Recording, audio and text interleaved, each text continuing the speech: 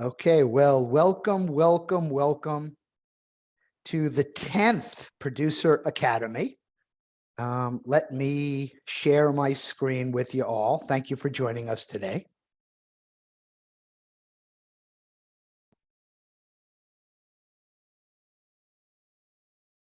Now, please, are you seeing it? Let me know. Are you seeing my full screen? Yep. Yes. Yes. Finally, it just took 10 sessions to get there. Okay. All right, well, welcome. Today, we're going to have Ryan in his last prepared session. Focus is building your ideal sales calendar, which is very interesting. And he'll bring us through that, very interactive. Of course, we'll have a break and then we'll conclude. But I just wanted to take a step back and see where Ryan has brought us on this sales learning journey. Sort of like our initial Sherpa up the mountain of sales. Ryan really has covered a lot. And from his first session, I mean, we've really gone from prospecting to pipeline management to timeline management. His first session, attracting and engaging your ideal client, and then creating consistent prospect engagement with the importance of persistence, the pain. What was, Ryan, what was that formula that unless the pain of staying the same is greater than the pain of change, it ain't going to happen? Yeah, there you go. Okay. Of course, communication, multi-channel, and standing out. And of course, Ryan shared with us his 21-day prospect pursuit, which literally laid out day by day and different channels to reach out to people. Once again, focusing on the importance of a measurable, sustained campaign with common messages across different across different channels. And of course, you know, dominating your day. I wish I could do that every day, but I love that concept to today's ideal sales calendar. So, you know, I just wanted to take a step back and see all that Ryan has shared with us before I hand over to him. Psst, Ryan, that's your cue. Oh, it was that smooth. It was that smooth of a transition. I'm sorry. Let me. And here's Ryan. There we go. There we go. Now I'm ready. All right. Well, good morning, you guys. It's been a pleasure. Today's going to be my last session with you guys. So some of you are like, oh man. A few of you are like, yes, I can't wait to move on to the next person. I'm tired of seeing the same guy over and over again. But what I wanted to do today is how I like to conclude a lot of the workshops that I facilitate overall. So I feel like it's always wonderful to take us on a journey. That's how I learn. That's how other people I feel seem to learn best. And that journey includes getting interactive. So when we talked from the beginning, we talked as Charles went back and kind of recapped. Right, we thought about what it would look like to work with the ideal client. Who is that person that we're truly trying to pursue? That's the destination we're after in the sales journey, not in the delivery of our product or service, but in the sales journey, it's really that experience with the client. Then we slowly began to take steps backwards in understanding how we would engage them. Even to last week, we talked strategically about how we were going to build out our days, our weeks, really how to capture, to manage, to dominate our days, because they are just commandeered by everything but the things that we really want them to be. So today, we're going to spend the better part of our time together, really all of our time together, talking. There's no slides for today. There is nothing for you to learn per se from me. This is an opportunity for me to help spawn and facilitate discussion around how you all either are currently or will commit to the activities that are going to produce the highest level of revenue for yourself and your organization. But before we do that, I do want to just check in and ask, because I did leave you guys with a challenge after the last session that I facilitated, which was 2 weeks ago. And that was the sales challenge around goal setting, planning, prioritization, focus, and then review and reflection. Was anybody able to go through 5 straight days of that?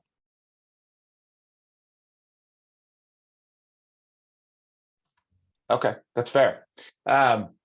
So that could be telling of one of 2 things. Either it was a poor ask and it just wasn't appropriate for what you were trying to do, or life got in the way. And either way, again, I think it's so important that when we consider applying our time to the things that we do, that we want to make sure that we're applying it to the things that we deeply desire to do. I cannot stress how often I see salespeople fail because they hate doing what they're doing. They just despise picking up the phone. They don't believe in the company that they work for. They don't believe in the product or service that they're selling. They hate talking to the types of clients that they're talking to. Or maybe, and again, maybe this was the poor ask on my part, maybe they have not created or been set up to create the right strategy to execute on the things that they need to actually enjoy it. So what I want to hear from you guys, and again, this is going to be all collaborative. So if you guys aren't all ready to pour in, we are going to be done in 15 minutes, especially because we have a light group today. So what I want to hear from you today is, where have you seen the greatest benefits to time management as it relates to your current role as a sales professional? So where have you seen the greatest benefits to managing your time, to really being productive as it relates to your sales role? And the more practical the example, the better. So I feel as though that I found a lot of improvement. Like, look, let's be real. For the most part, Friday afternoons for a lot of people are kind of like chilled out, and you don't get as many people on the phone, so I think people have already checked out. What I've started doing is, rather than waiting until Sunday evening to time block and set my list for the following week, is using between 2 and 3:30 p.m. on Fridays, where I know it's less busy and I know I'm not likely to get people on the phone, to set out my following week so that I can genuinely enjoy my weekend. Like, I used to, again, take my Sundays to do that, and it would be in my head all day to be like, all right, I've got to get the kids to bed by 7 o'clock, got to get this done, whatever. So then I'm getting my computer by 8 o'clock. And let's be real, Sundays and Saturdays with a 3.5-year-old and an 11-month-old, that's not fun, right? That's not fun to collaborate with work. So by the time I got around to actually time blocking, I realized I was half-assing it. So, I'm making the conscious effort of doing that now on a Friday, set and scrubbing lists of things on Fridays and time blocking it after I've scrubbed that list. I've seen a massive, obviously, increase in my Sunday relaxation, which is a huge part of like my life. And then when I come into it on Mondays, I'm structured for that Monday. So yeah, I feel as though that's had a massive impact on me over the last like 6 months, I would say. Yeah, that's fantastic. And by the way, one thing, you guys, that Jack said in there that I think is so important is that if part of our time management isn't prioritizing the things other than the work things, we are going to dread always doing the work things. Mm-hmm. We live in a culture that is so much about hustle, 50, 60, 70-hour weeks. And at times, right, I get it, we have to do those things. But if you're not prioritizing time outside of work to benefit your soul, you will hate what you do. Or if not to that extreme, you don't hate it, you will not be productive or as productive as you could be in it, because you're not giving yourself that balance of refueling and filling yourself in other areas. So that was great, Jack. So first of all, show of hands real quick, who else plans out the next week on the Friday before the next week? Who loves to do that on Sunday afternoons? I used to do it on Sunday afternoons, just like Jack was saying, and I absolutely hated it because I'm dreading doing the planning, because I hate planning. Do it on Friday, I get it out of the way and I don't have to think about it. So Yep. That's so good. Okay, cool. Okay, somebody else. What is another like benefit or value you've seen to your role by applying time management to what you're doing? And it could be in the planning, it could be in execution, it could be in any facet. Yeah. What's something that you've seen? One of the big ones that I did about a year ago, there's this really famous marketer, Eugene Schwartz. And so basically what he did was like in a YouTube video, and you guys can look it up, it's really old, but he talks about like a time management blocking. And it's something that he learned from, I'm not sure where he learned it, but it basically is 33-minute blocks. And so it kind of reminded me of a couple of weeks ago when you said about just removing all distractions and you focus on one single task.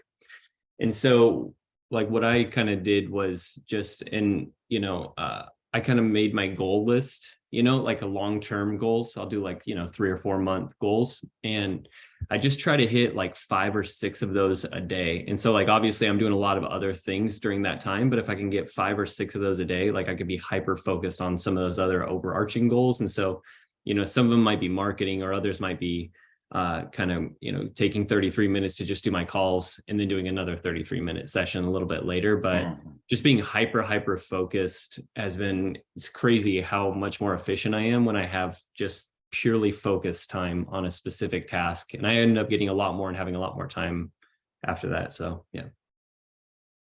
Yeah, that's good. I mean, right. So already, and we're going to go back and talk about how we can practically apply and be more intentional with these things in just a few minutes, but already hearing, right? Intentionality in blocking out your time is one, but even with that Jack talked about that I think is so important is it's intentionality and a commitment to a specific time to block out time, right? It kind of sounds so funny. It's like, wait a minute, I actually have to schedule time to schedule time?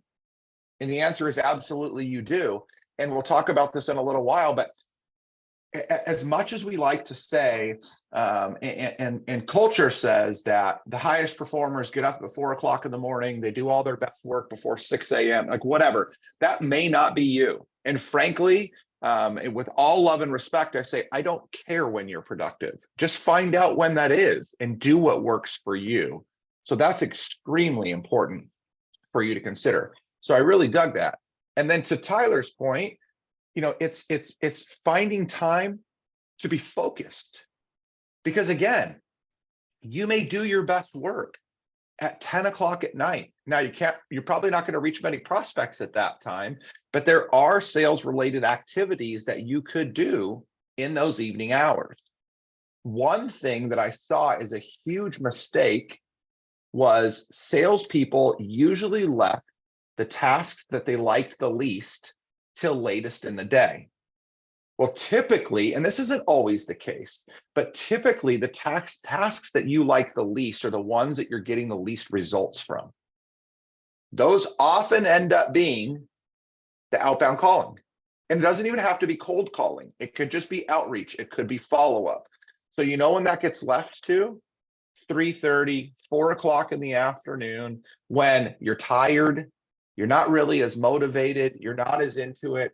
Other people on the other end of the phone, they're not as into it. So it's just, you set yourself up so poorly. So, Tyler's finding specific amounts of time during, I'm sure, specific times of the day where he can be focused.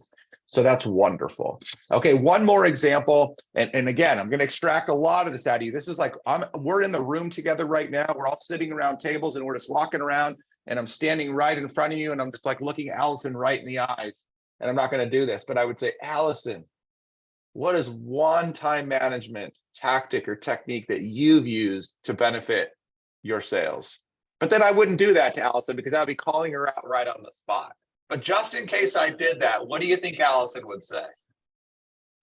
So, as I'm new to sales and I still haven't really sold anything, I'll just say that my best time management tool that I've gained recently is boundaries. Like,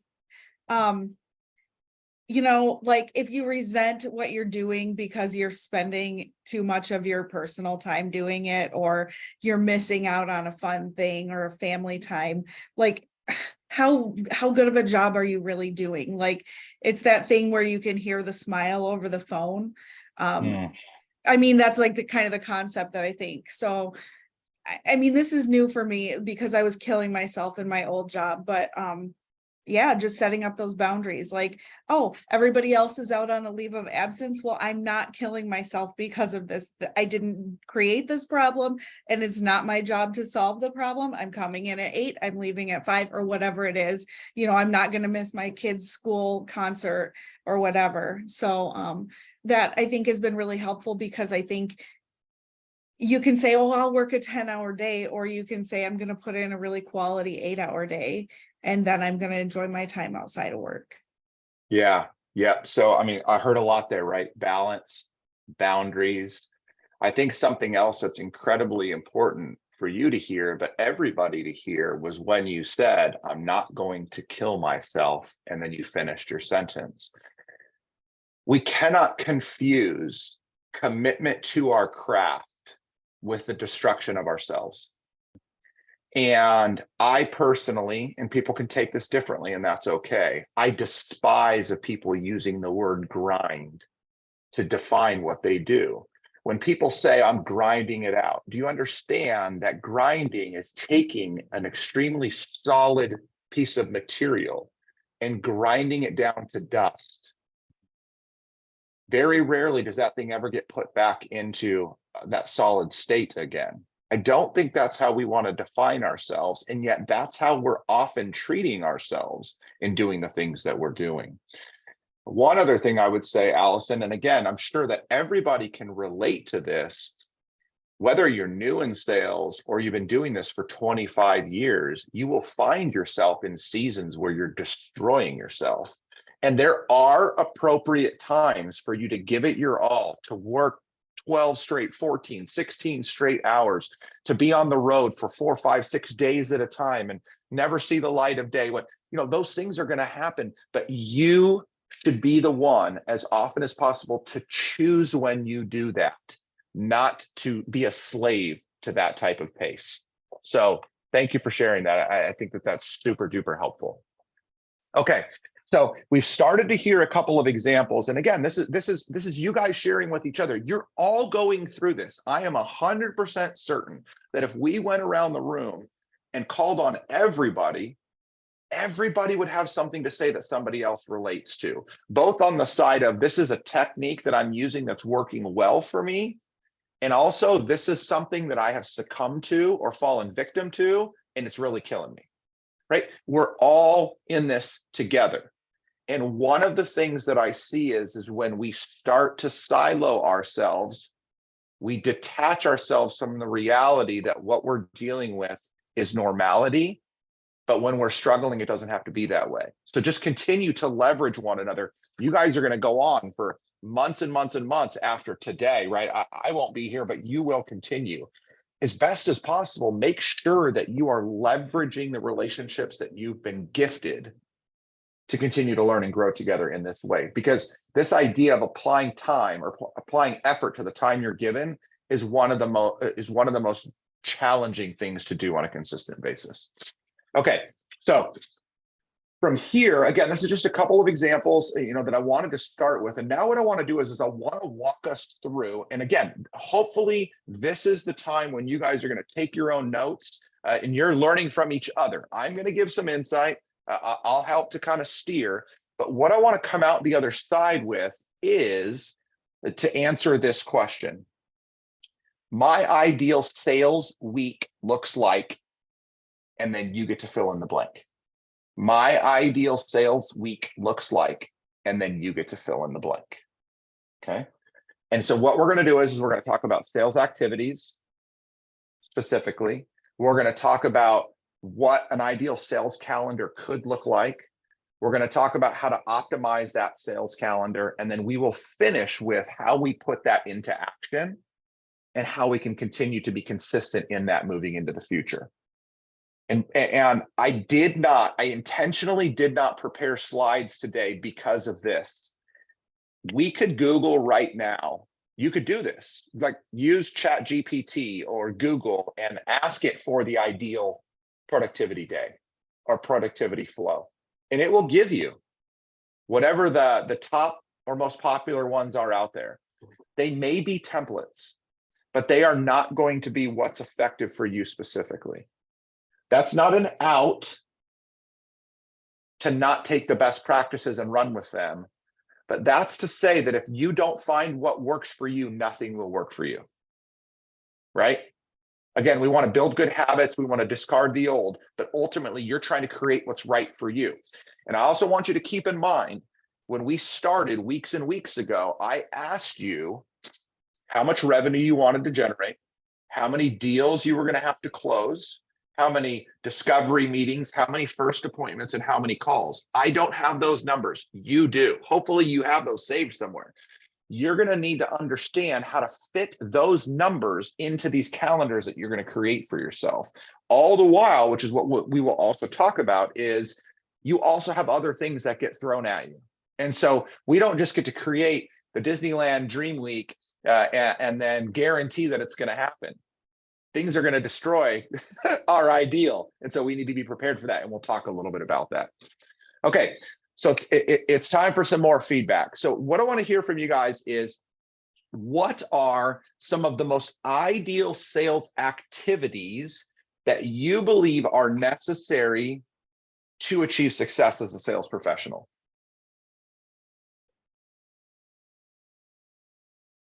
Don't all go at once though, because you guys talk over each other and then I can't hear. Jeff. I can do. Oh, go ahead, Jennifer. Jeff, just be ready because you're right in the middle of my screen and I see that smile and I want to hear your experience. But before we get there, go ahead, Jennifer. So, I've been in sales for a while, and I know for me in my calendar, I know we've talked about blocking. I have to block everything off, because if I don't block everything in my calendar, I'm a nightmare. If I'm not organized, I'm a you know what show. So for me, and also thank you again, because you gave me permission not to schedule 2 hours of telemarketing out and making prospecting calls. So thank you, because that always makes it seem like such a big, ominous task. So breaking it up for me has been terrific, but I love to block out my calendar as much as possible. I'm also learning to shut my door and ignore people when I have to get things done. So those are kind of the keys for me. But organization, at a general level, both in my personal and professional life, because I miss things if I don't do that. Okay, perfect. All right, Jeff, we've had a few email exchanges. I know that you've been at this quite a while, that you've found quite a bit of success. So I want to hear, I want your peers to hear, what are some of the activities that absolutely have to be on your calendar each week in order to be successful? Yeah, thanks, Brian. Lots of thoughts. I think you started this with like my ideal sales week or something like that or day is basically, yeah, I would say, getting agent of record letters every day, that'd be pretty nice. But that's kind of yeah. If I could design a perfect day or week. And I'm in actually just on the 15th of my 11-month, I guess, anniversary. So in a month, I'll be 1 year in my current role. But have a sales background. And Allison, to what you said a second ago, I used to say, this was told to me, I didn't come up with this, but one of my mentors used to say, the awesome thing about sales is the flexibility, and the terrible thing about sales is the flexibility, right? So we do have a tremendous amount of flexibility to create our own schedule every week. I would also say let me back up a little bit too. So my essential sales activities, Ryan, to answer the last question, really are going to involve a tremendous amount of networking. So lunches, coffee meetings / breakfasts, and happy hours. These are actually the most precious parts of my calendar every week, is that 12 to 1 lunch hour, the 8 o'clock give or take coffee / breakfast time, or happy hours around about 4 o'clock or so in the afternoon. And to Jack, Friday afternoons, I've closed deals at, happy hours, and I've had a lot of empty drunken promises as well at happy hours. So I would say if I had to choose between the most productive types of social engagements, I would prefer coffee over alcohol in terms of just, that empty promise. Everybody gets a little bit chatty after a few drinks, but yeah, so I had to apply a lot of structure to my networking. And I read a book, I did the audio book. I'm not a big reader, but Never Eat Alone. Y'all heard this? Keith Ferrazzi, I think, is the author. This is really, started this about a year ago as I entered into this new role.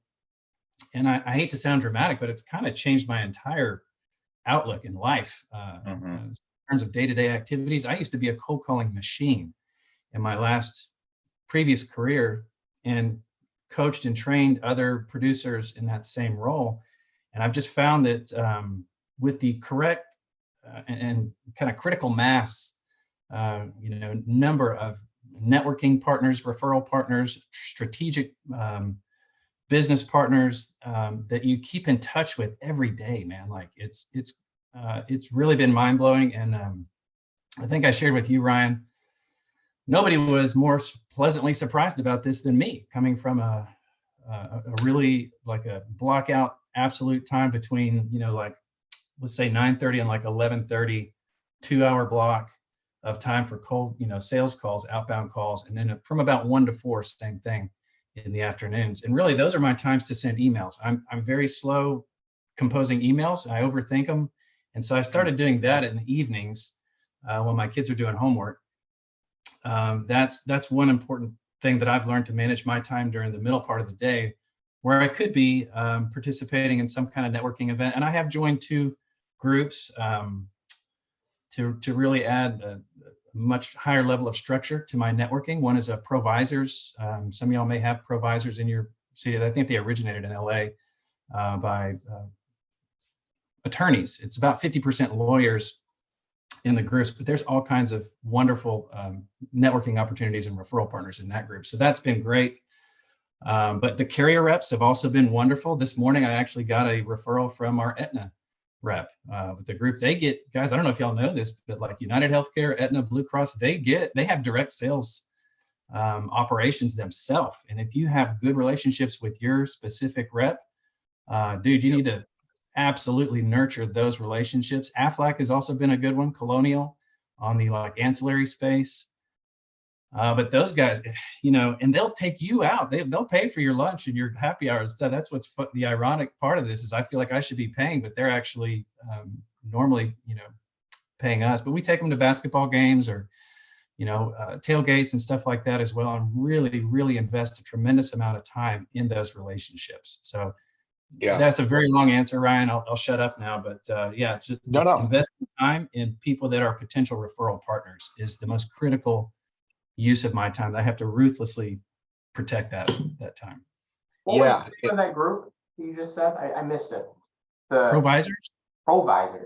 Yeah, Provisors. Provisors. And it's $2,000 per year, which is one of the less expensive networking groups around in my experience. So it's I've probably had a half a dozen pretty solid referrals. I joined in July of last year. So yep. Hey, Ryan. Yeah. Yes, sir. I'm sorry. Just a plug or looking ahead. We are going to have 2 sessions in the early part of the summer. One from Colonial, the other from Guardian Life, and they're going to focus on. One of them is going to focus on mental health and wellness, which will be great, and the other just on your standard kind of voluntary benefits.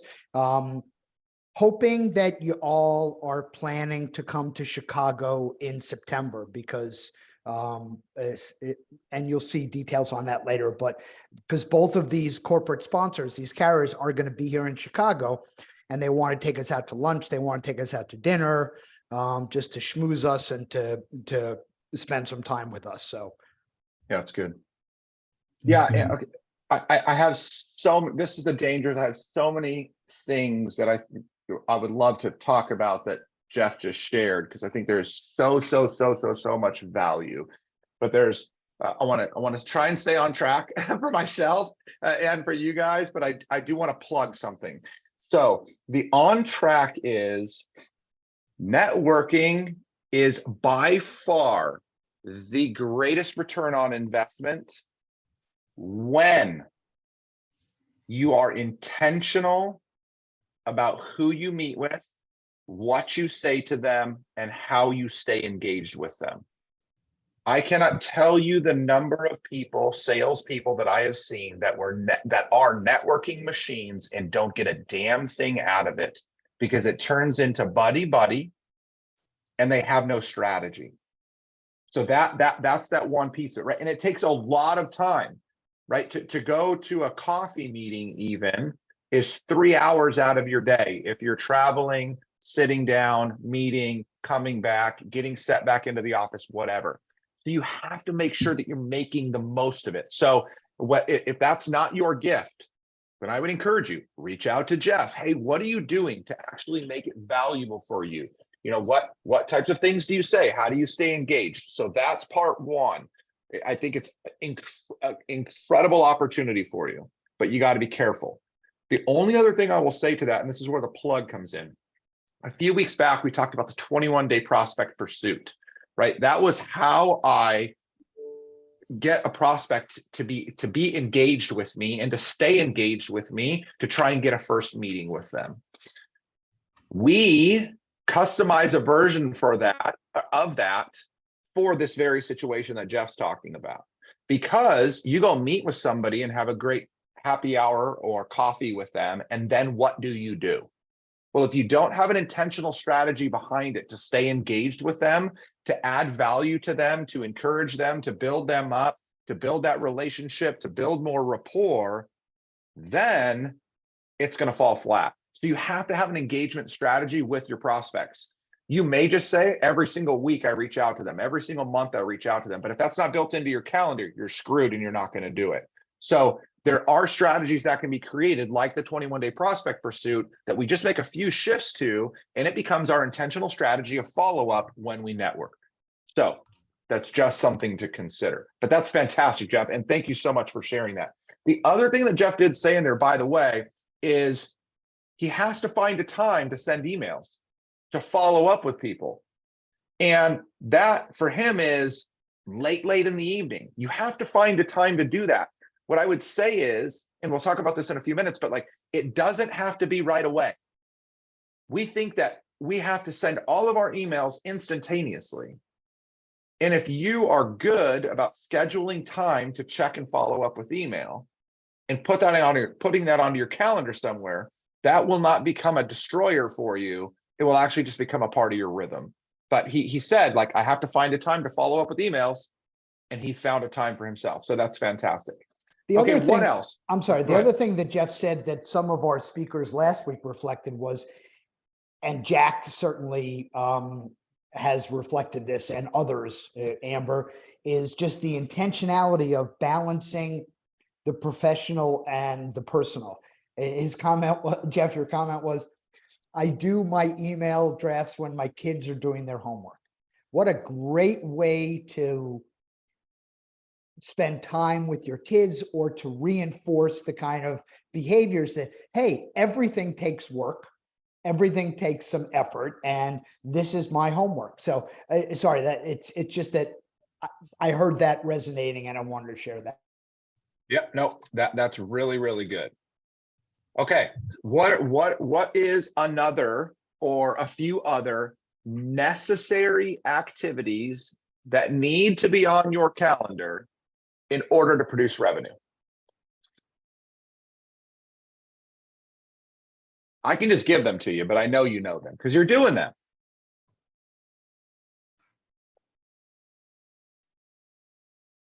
Well, time for planning, for meetings, proposal writing. I mean, that can be a lot of time depending on how large the client is. Is it an RFP, et cetera? Yep. So planning out, prepping for our meetings, prepping for follow up for the next meeting, writing proposals. Yes, absolutely. Okay, what else? Mine, what takes a lot of time for me in terms of my activities is connecting the dots of potential. Like if I'm prospecting, is connecting dots with someone in my firm who is like a master connected guy. So it is qualifying that versus one connection versus him having 73 mutual connections on LinkedIn, for example. So I qualify it like that. That's how I determine which lists I focus on for depending on times of the quarter, right? So start of a new quarter, we've got new numbers to hit. So I will look at the heavy numbers as to who he's connected with to try and see if that's low hanging fruit for us. So I guess the short version of that would be qualifying. Yep. But it's a necessary activity, Right. which means we need to find a place for it. Right. So that's fantastic. Because by the way, what I hear a lot is I'm gonna do my prospecting now. And I've set aside an hour. And an hour goes by and I'll check on my client later and say, hey, how did your prospecting hour go? How many people did you reach out to? 2. Like 2 people in an hour? What in God's green earth were you doing with your time? Well, I was researching, I was checking them out on LinkedIn. I was putting together the email that I was going to send them.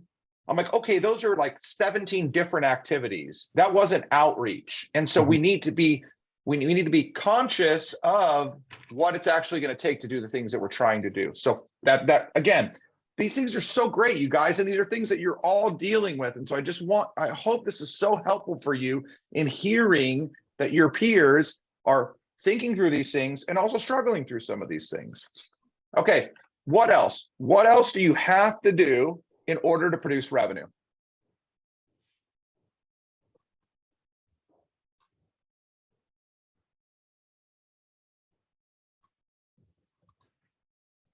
Amber, you're so quiet today. You're right in the middle of my screen now. Zoom intentionally moved you around, so you got to the center. It's like I was scoping the room and we just met eyes and I was like, oh, I bet Amber has something to say. What you got? Well, we need to make appointments, have appointments, one-on-one, or if it's by phone. For me, it's in person for the most part. So I part of that is, so I utilize my script calling a couple, I don't know, a week, 2 weeks ago, 3 weeks ago, and I made some calls and right away I got an appointment, which was, I think last week. I think it was last week, sorry.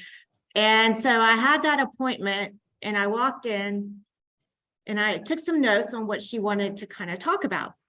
And so I started just asking her about her experience with her benefits. And this is an 85-person nonprofit group.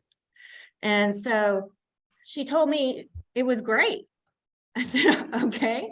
She says, it's on autopilot. I don't do anything. I just look at the renewal when it comes in, when they come in and they show me the renewal. And I said, all right, so everything's going great. You like your broker. You like the way they do things. This is the way we do things. And I go, why am I here? I just asked her, you know, just why are we here? And she was pretty standoffish in the beginning. I said, I know you were interested in disability, but they're a nonprofit and they don't pay really great. And so they want to offer benefits, but they want to offer it voluntary. And so, yeah, so she said, yeah, that her employees are asking about disability options and that she got a quote for February, and she said she would like for us to try and get that or look into that and bring it back to her.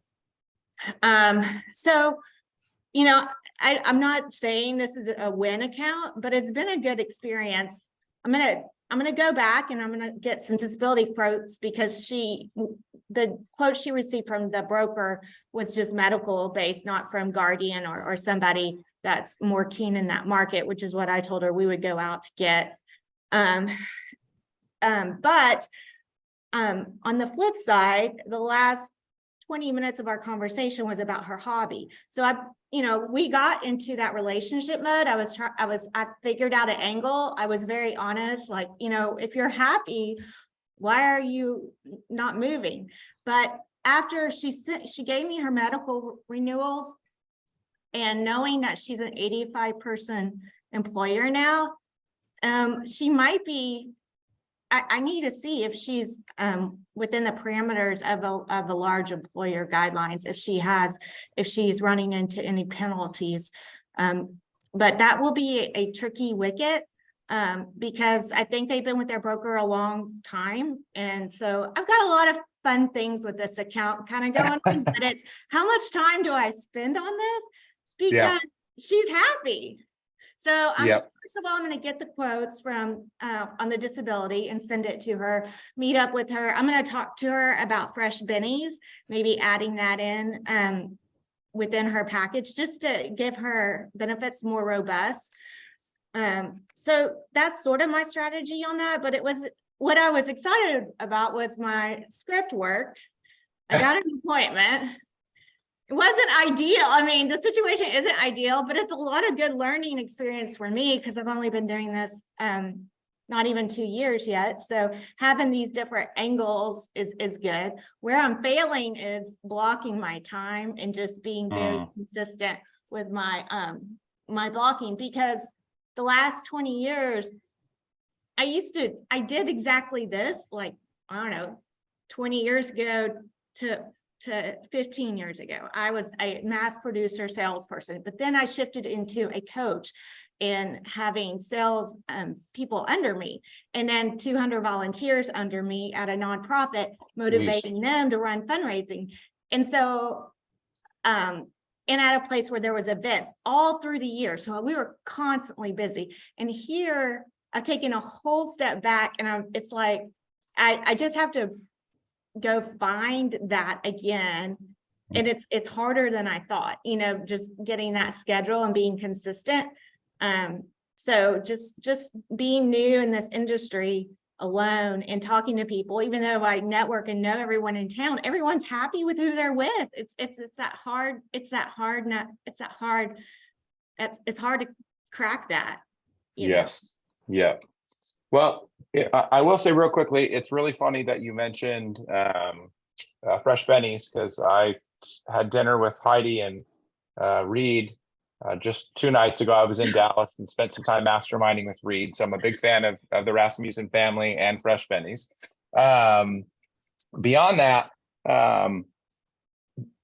you spoke to just how time consuming and how even derailing opportunities can be for us, right? Because you talked about, oh, by the way, congratulations on the script. You should share that with all the rest of your peers so they know what worked for you, because maybe they can take some tips. But you talked about the need to set the appointment, to execute on the appointment, to follow up with the appointment, to now get into a plethora of research opportunities that's going to take additional time, and then putting that information together, right? This is all time. And so, first of all, we need to be conscious of it, which you are. But 2, we also need to be careful, because if we become masters of blocking out our time and we block out our entire day, then guess what? We don't leave any room for that stuff to happen. So we need to be conscious of the fact that we need to leave margin in our days for things that happen as they do. So incredibly important. But I think that just so much comes out of that. Okay. One more, and then we're going to take a quick break, and then we're going to come back and we're going to start putting this stuff together. So what is another activity that just has to happen in order for you to produce revenue? So we've talked so far about networking, following up with emails, planning, proposal writing, qualifying prospects, setting appointments, executing appointments, and following up appointments. What's something else? Are we missing anything else? Are we missing closing? Okay. It's a pretty big one. Closing the deal and Yeah. everything that goes into that. Absolutely. Right. So, yep. Closing sales, which, by the way, think of how much time it takes to close a sale, because it's not just your 45-minute, 1 hour, 2 hour meeting, whatever. It's then I got to go back and I need to start wrangling up broker of record letters, and I need to coordinate with the carriers. I need to coordinate with my internal team, and I need to have an onboarding meeting with my client. There is so much that goes into that. And, you know, to Jeff's ideal week, Jeff's like, my ideal week is like, I'm closing deals. I'm winning broker of records, but like that takes a lot of time, and that's really good time spent, but it takes a lot of time. And we need to think about, and so this is what we want to be mindful of as we transition after our bathroom break here, is we don't have to do all this stuff ourselves, right? We talked about that 2 weeks ago. Part of dominating our day is delegating duties to other people that we don't necessarily have to do ourselves. But if we're not careful, we can get caught up doing a lot of things that are not producing revenue that somebody else could be doing on our behalf. So great way to close this first half, Jack, is by saying that we need to close. So just to recite this, and then I'll spill a couple more in as we start to think about building out the calendar. But we talked about, again, so when we think about time management tools, things, just whether that's an actual practical tool or just a mindset or a belief, we talked about focus, we talked about intentional blocking of time, talked about setting boundaries, being organized, but also being flexible. So those were the things that you guys shared early on that are extremely beneficial to you when you're trying to block your time to go out and close deals. Then for activities, Jeff opened us up talking about all the ways in which we can network and be extremely productive doing that. But we need to be mindful of the fact that it takes a lot of time. So we want to be intentional with it. Sending follow-up emails. It happens all day long. Email is a big part of our life. We need to figure out when and where we do that. To plan for our meetings, to write proposals, to qualify prospects, to set appointments, to execute on our appointments, to follow up with our appointments, and ultimately to close deals in the end and all that goes into that.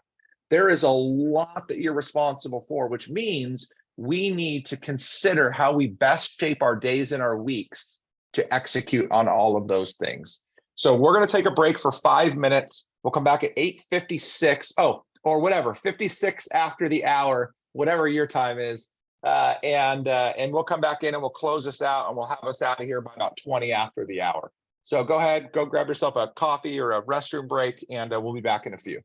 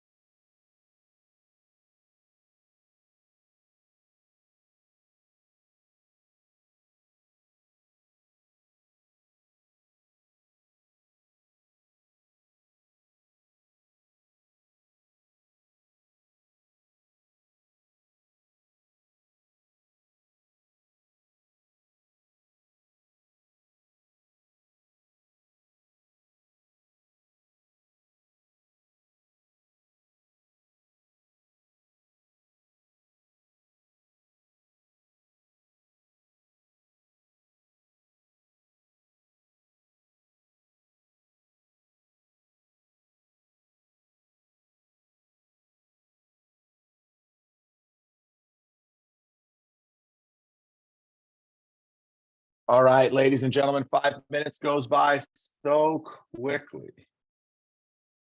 But we are ready to close this puppy out.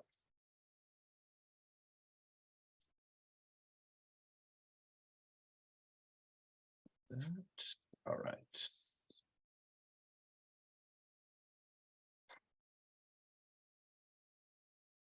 Okay.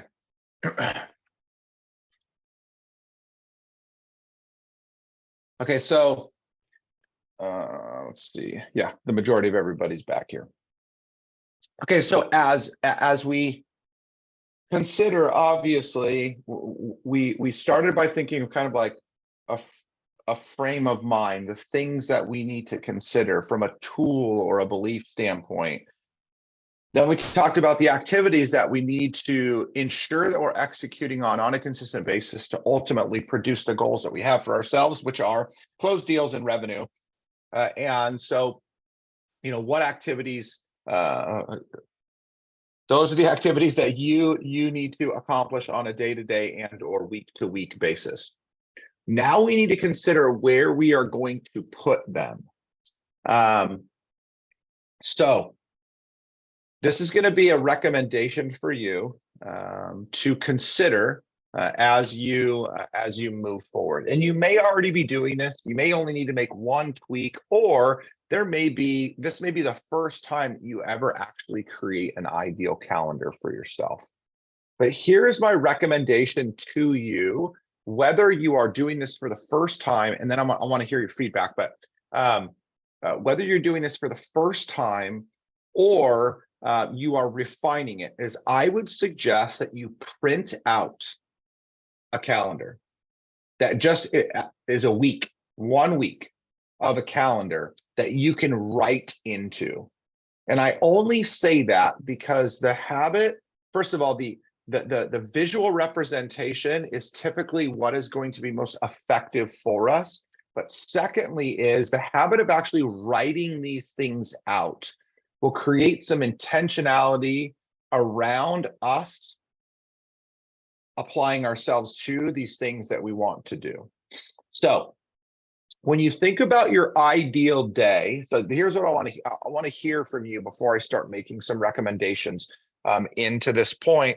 And then our final thing, when we think of optimization, we'll get a lot more feedback from you. But for the moment, when are you at your best? As you think about your week, Monday through Friday, whenever you start your day in the office or on your work day, 6, 7, 8, 9, 10 a.m., whatever that is. And whenever you finish that out, 4, 5, 10 p.m. at night, when do you find yourself working best and why? So who wants to go first? When do you find yourself working best throughout your day and or week? You could say either or. And why do you believe that is, or why do you actually see that as being the result?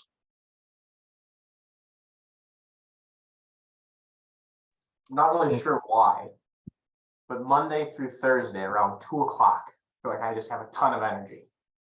I don't know why, but that's something I find. So I just want to sit on that for a second. I really appreciate that you said that, Holton, but why do you think?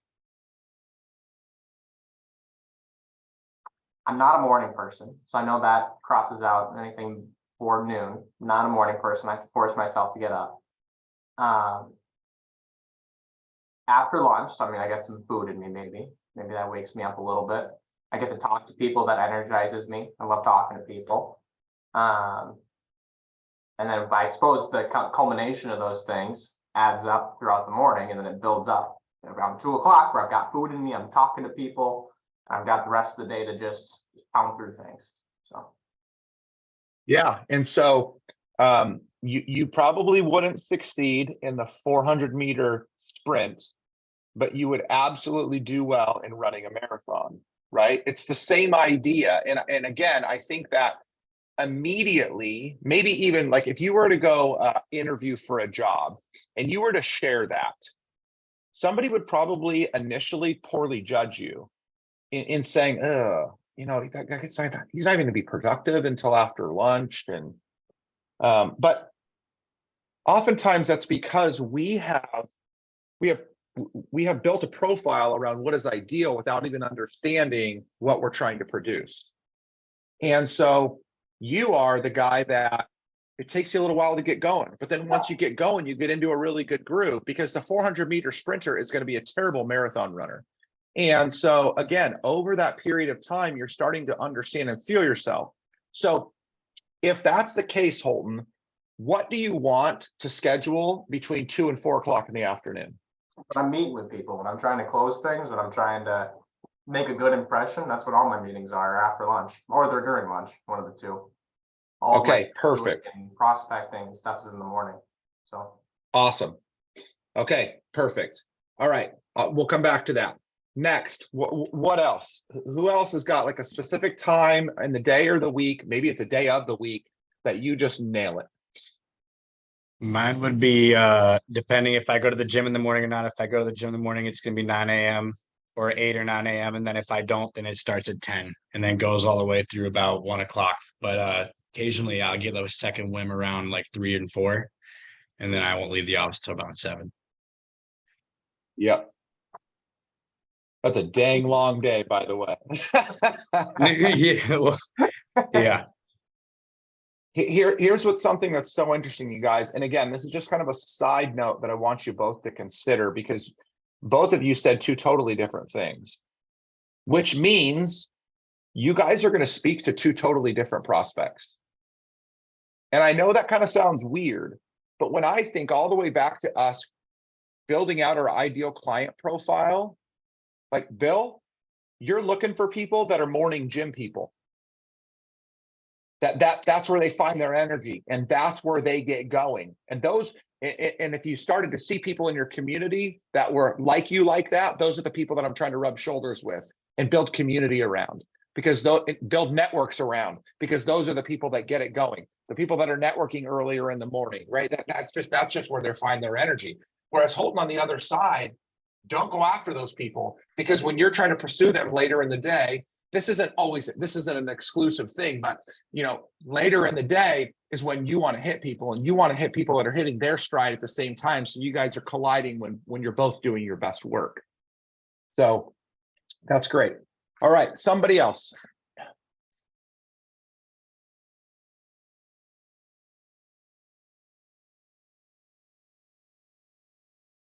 Just one more here.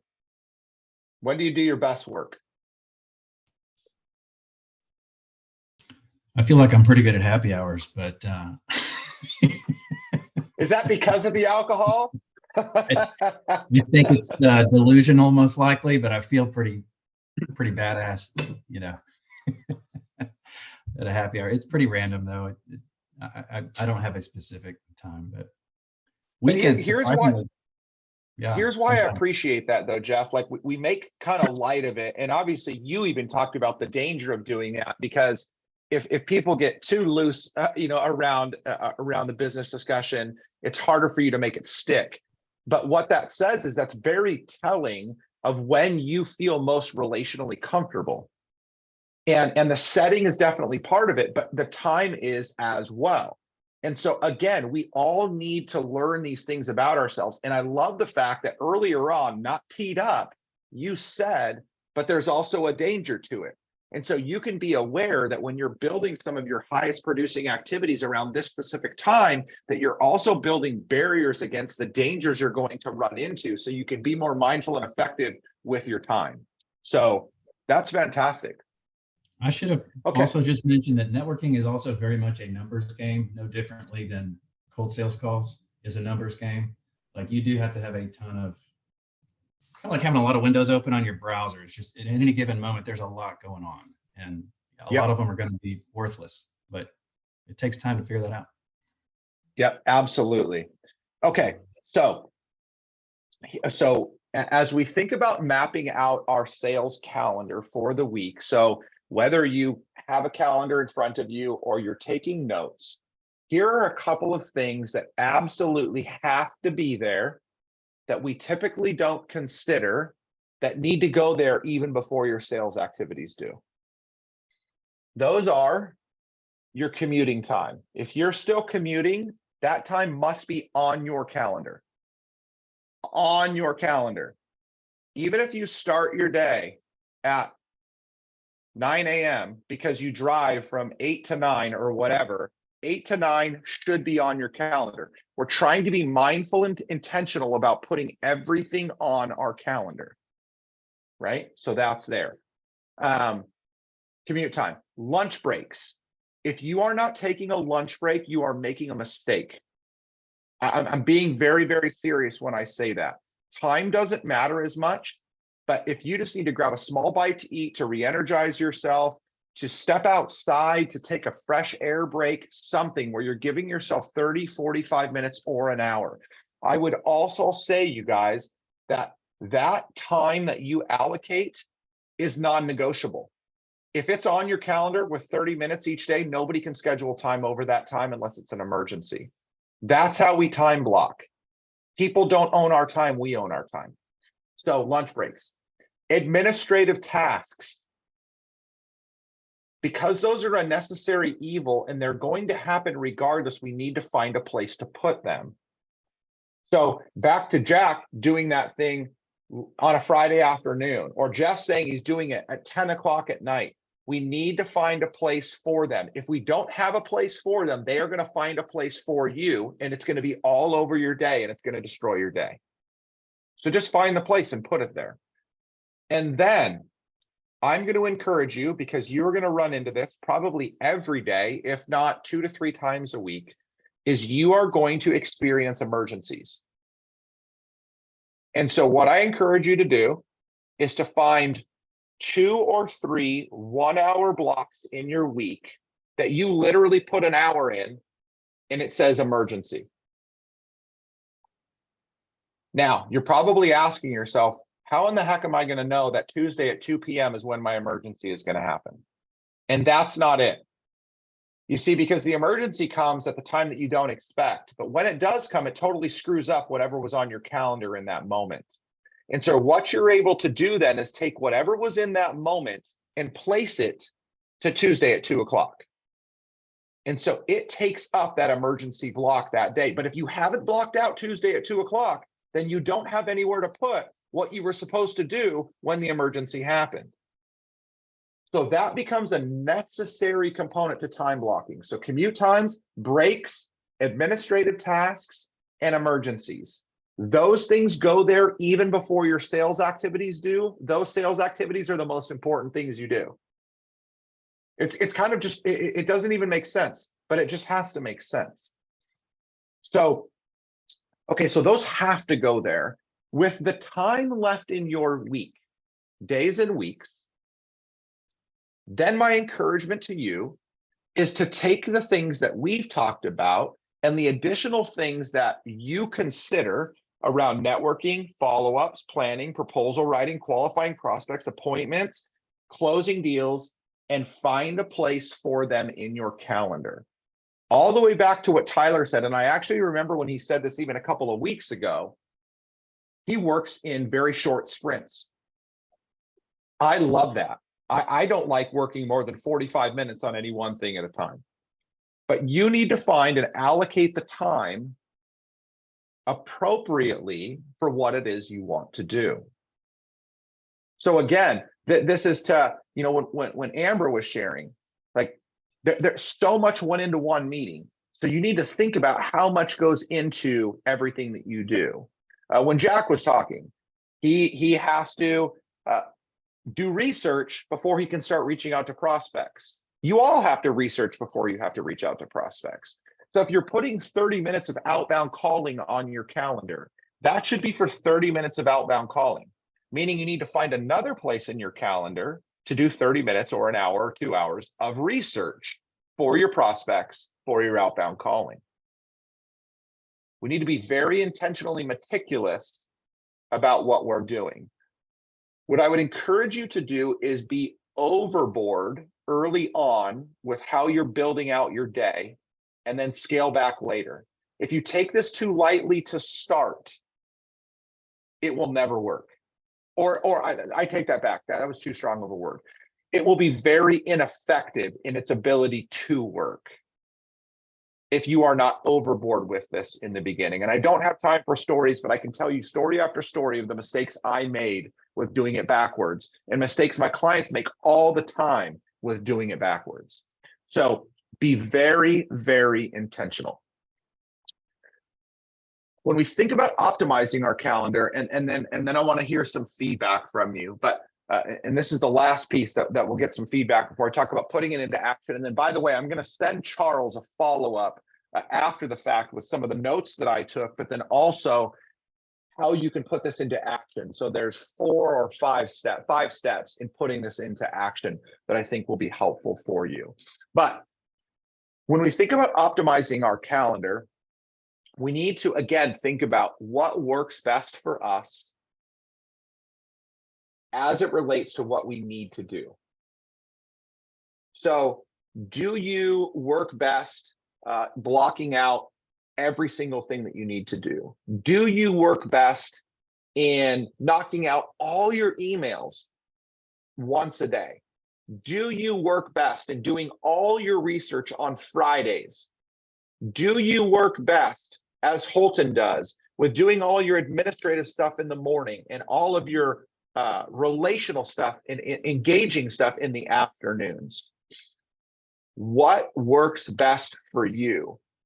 I think I've mentioned this in the past, but there's two good books. One I'll give present day, one I'll give from the past around this. The first one is James Clear in Atomic Habits. Definitely does a great job of talking about how we can be effective with, though he's calling them habit and discipline, inside of that is these tasks and responsibilities that we have.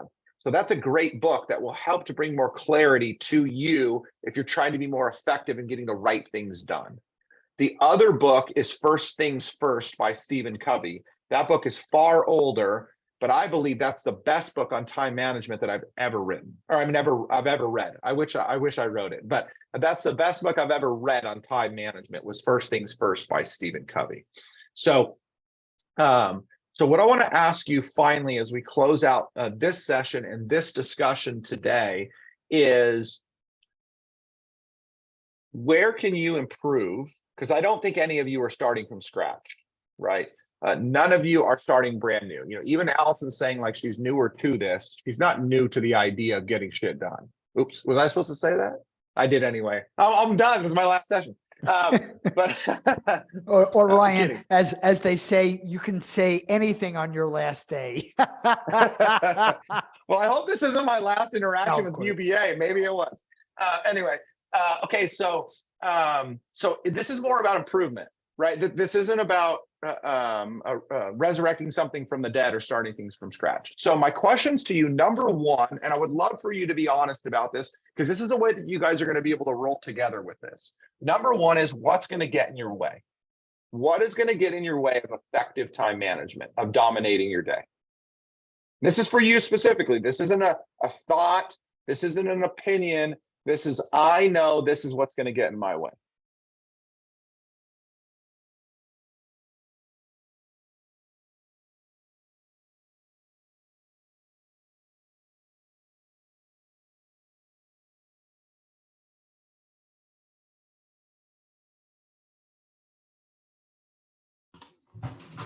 Like every single day, like a continue, like, I mean, yeah.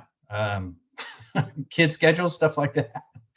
You know, just personal life distractions that are just, you know, part of, you know, finding that work-life balance, I guess. But Yep, absolutely. Jeff, have you ever read First Things First by Stephen Covey? no, but what's his other one? 7 Habits of Highly Effective People. Yes, sorry, that one a long time ago I read. All right. If you're open to reading it, if you send me an email after this, I'm going to send you a copy of it for you going first. Okay, thank you. Yeah. Yep, absolutely. But you got to remind me, because I say stuff like that and then I'll forget 5 minutes later. So please do that. That's what gets in my way, is my own brain. But okay, but Jeff, but jokes aside, Jeff said personal life is absolutely going to get in the way. Yeah. You have to be mindful of it because you can't make it go away. Okay, what else? All 3 books have been given away, but what else is going to get in your way that you're comrades here in this cohort can help you with. They're going to be mindful of and support you in. What else is going to get in your way? I'd say account management for me. Okay, account management. And that was Tyler. Every single one of you is going to deal with that challenge. And you have to figure out a way to overcome that. Do you get better about setting expectations? Do you get better about delegating? Do you get better about just putting that into certain blocks of time and not just letting it take over right in the moment? I don't know the answer to that, but you have to be aware of it so you can do something about it, because if not, you're going to get destroyed. And you, like most of your peers, will end up in the fourth quarter not producing a single dollar of revenue because you're overwhelmed with account management. That's actually part of the reason. Like, you know it's coming and people just don't prepare for it well enough. Not to say it's not hard, but it can be better. So thank you for sharing that, Tyler. I appreciate that. What else? What else is going to get in your way?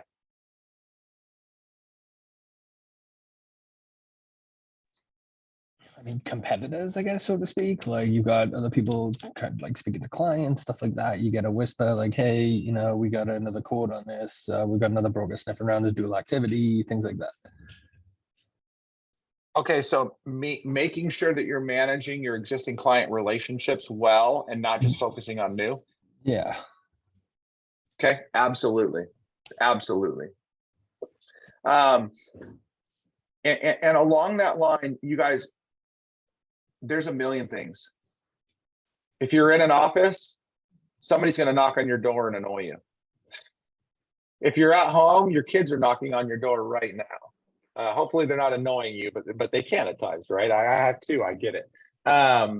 So everything is going to get in our way. We have our own tendency. We have things that we get more easily distracted by than other people. I have to put my phone on do not disturb for hours at a time during the day, because if I don't, I will get overcome.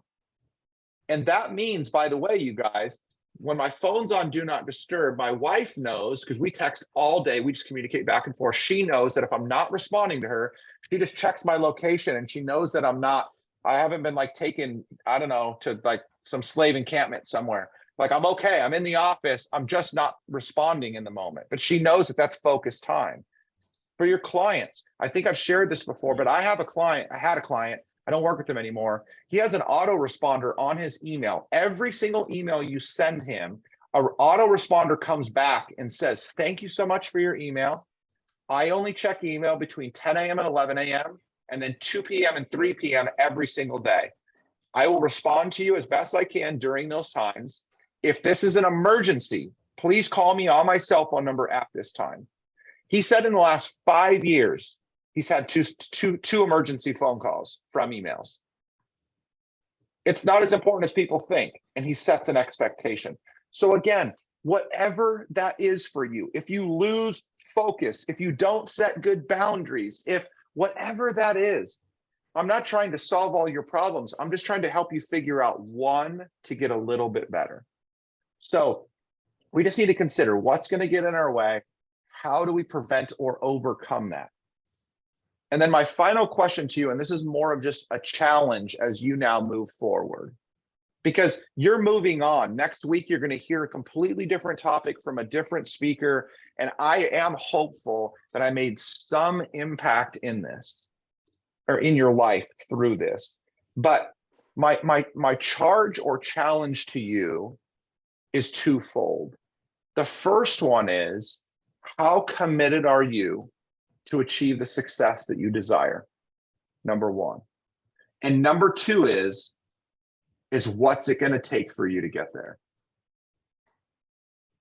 Even what I've shared, the knowledge of your ideal client, pursuing and engaging with prospects, and now time management. These are all necessary components to that, but nothing trumps your personal desire to achieve the things that you desire for yourself. You have to be committed to that. And so my encouragement is to take one thing and make one small change, because getting 1% better every single day is going to get you to where you want to go. It may not always feel that way, but you're going to make the progress you need.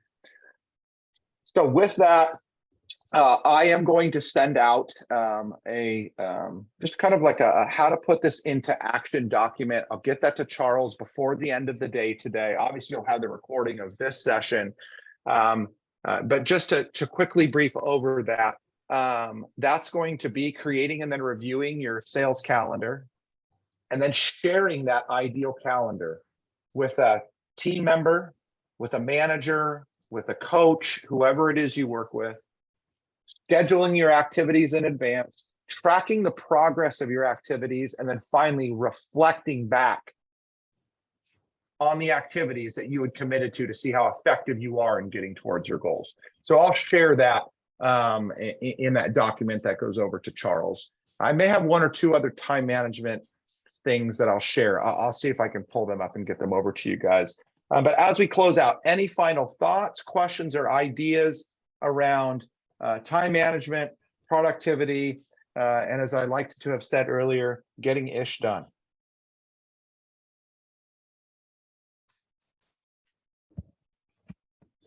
Not so much on that, Ryan, but overall, I know you've given some like book examples and stuff over the sessions, but if you could put like an Oprah's list together, I would love that. I have, Okay. I've been taking notes. That one's on me, but because I Okay. think that Ryan had mentioned a couple of books. Let me just, but I am putting together a bibliography. Okay, And cool. Ryan cool. had suggested. Now, Ryan, who is the author of Atomic Habits? James Clear. James Clear. Okay.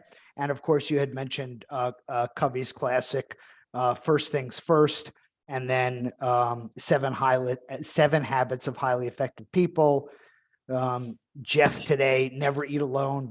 Thank you for putting that. I mean, so we've got quite a bibliography. I will take the action to put that together and to post it to the attendees only page. Awesome. I have one final question, so to say.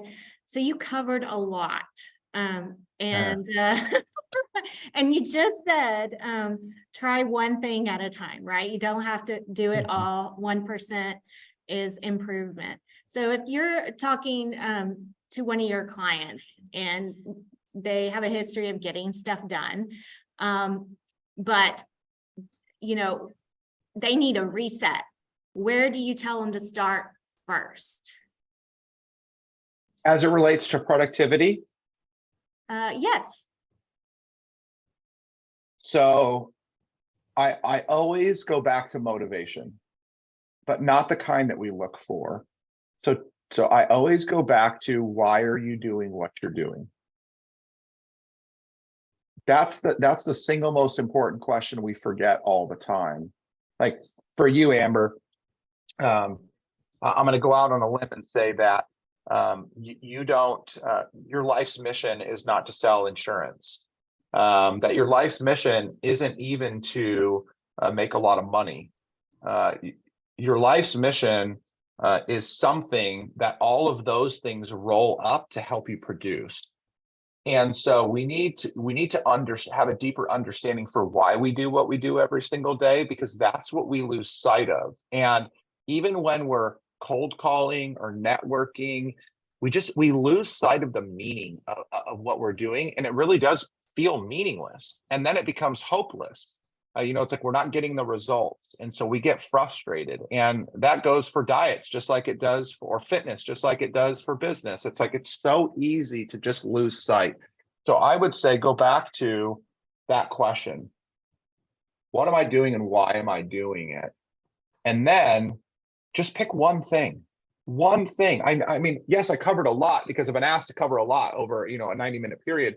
But like, if when Jeff was talking about networking and you're like, man, all I want to do is just get in front of people, then I would say spend all of your time getting in front of people. And if you can't, then you got to fill that with other things. If you love getting on the phone and just cold calling and pursuing people, do that. Find that thing. That is ultimately what's going to drive the most success. I'm going to share one quick story as we close out, because I think it's super helpful. So Elon Musk is a very fascinating individual for a lot of reasons. He's not the model citizen and everything, but he's very fascinating. One of the things he's so fascinating about that most people don't know, I found this out in one of his only authorized biography, is everything that Elon does is all for one purpose, and that is to put a man on Mars. When he was 17 years old, a girl that he dated, they interviewed her, said that she couldn't stand going out on dates with him because all he did at 17 was talk about wanting to put somebody on Mars. The whole reason why he ultimately created Tesla or built the car company, was to fund SpaceX. The whole reason that he's doing everything he can with SpaceX. So there's a lot of other things, like he's producing renewable rockets and he's producing efficiency in cars.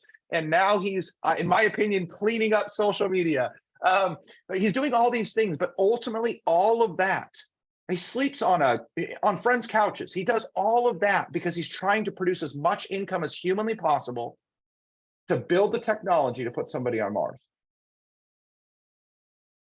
That's what it means to live with the sole purpose. And we don't all have to agree with his purpose or even the way in which he does it, but that's why he does all the things that he does. He takes all the negative feedback. He faces failure so many different times. It's because he has one sole mission.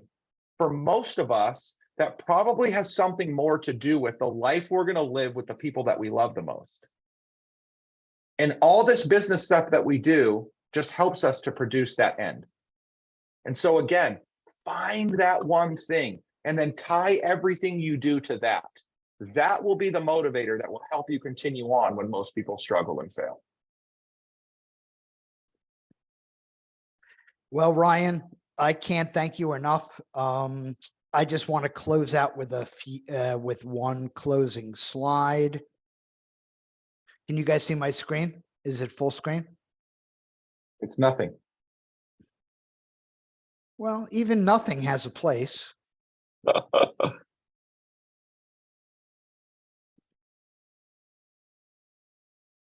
How's this? A little better?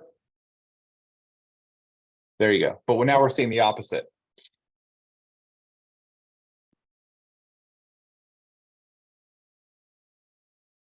So what are you seeing now? The presenter view or the two slide view? Two slide.